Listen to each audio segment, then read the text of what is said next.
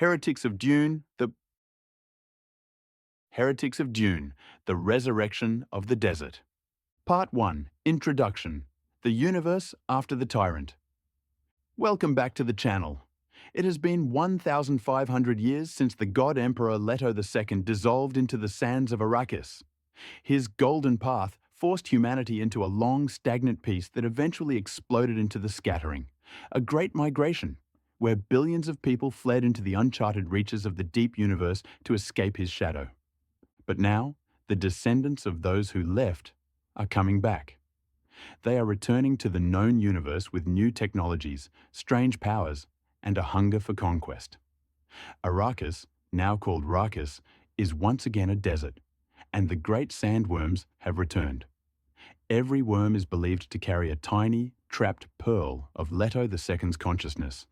But in this new era of religious war and biological terror, who will control the Prophet's legacy? Welcome to our deep dive into Heretics of Dune. Let's see what happens when the past returns to haunt the future. Part 2. The Clash of the Sisterhoods. The universe is no longer ruled by an emperor, but by the competing agendas of powerful organizations. 1. The Bene Gesserit, the Keepers of the Flame. The Sisterhood still exists, but they are no longer the puppet masters they once were. They are desperate. Their goal is to prevent humanity from falling into another cycle of total control. Their hope lies on Rakis, where a young girl named Sheeana has been discovered. She possesses an impossible gift. She can command the giant sandworms. To the priesthood, she is a miracle. To the Bene Gesserit, she is a dangerous tool that must be carefully handled. 2. The Honored Matres, the lethal invaders. Returning from the scattering is a terrifying new force, the Honored Matres. They are a dark, violent reflection of the Bene Gesserit. Instead of using subtle manipulation and long-term breeding programs, they use sexual dominance and chemical addiction to enslave entire planetary populations. They are faster, stronger, and more ruthless than anything the known universe has ever seen. The war between the old sisterhood and the new conquerors is the heart of this book. 3. The Ultimate Gola, Duncan Idaho. Once again, the Tleilaxu have created a Gola of Duncan Idaho. But this version is different. He has been engineered with hidden reflexes and secret abilities that even his Bene Gesserit mentors do not understand. He is a biological time bomb designed to survive the Honored Matres, but no one knows whose side he is truly on. Part 3. The Awakening of Miles Teg. The true star of Heretics of Dune is Miles Teg. He is the Supreme Bashar, a legendary military tactician and a descendant of the Atreides line. The supersonic warrior. Teg is tasked with protecting the Duncan Idaho Gola. During a high-stakes ambush by the Honored Matres, Teg is captured and subjected to a T-probe, a device designed to rip the secrets from a person's brain through intense pain. However, Teg's Atreides genes react in a way no one expected. Under the extreme pressure of the probe, his internal clock accelerates. He gains the ability to move at supersonic speeds, becoming a blur that is invisible to the human eye. He can see the energy signatures of his enemies and react before they even think to pull a trigger.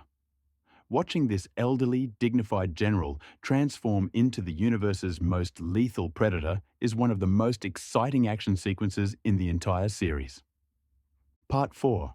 Analysis, Religion, Biology, and the Trap of History. Frank Herbert uses Heretics of Dune to analyze how religions can be manipulated to serve the state. The priesthood of Rakis views the sandworms as gods, but the Bene Gesserit view them as a biological necessity for the spice. The heresy of the title.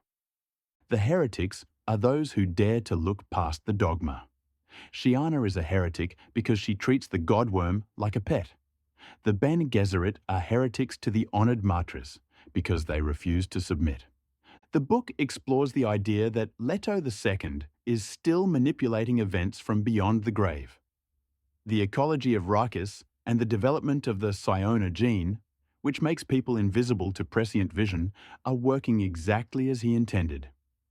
The book forces the characters and the reader to ask, are we truly free, or are we still walking a path laid out by a dead tyrant 1,500 years ago? Part 5. Conclusion. The End of Rakis.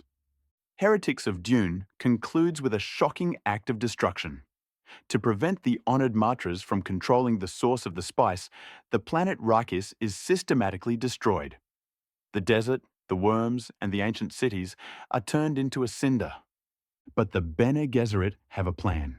They have escaped with one single sandworm, intending to turn their own planet, Chapter House, into a new Arrakis. The stage is set for a final showdown between the two sisterhoods. Thank you for watching this summary of Book 5. Who was your favourite new character, the tactical genius Miles Teg, or the mysterious Sheeana? And do you think the Honored Matres are the series' most terrifying villains? Let's discuss it in the comments. Don't forget to like and subscribe for the review of the final book in Frank Herbert's original saga, Chapter House, Dune. Until next time, keep your reflexes sharp and remember, the spice must be protected. Goodbye.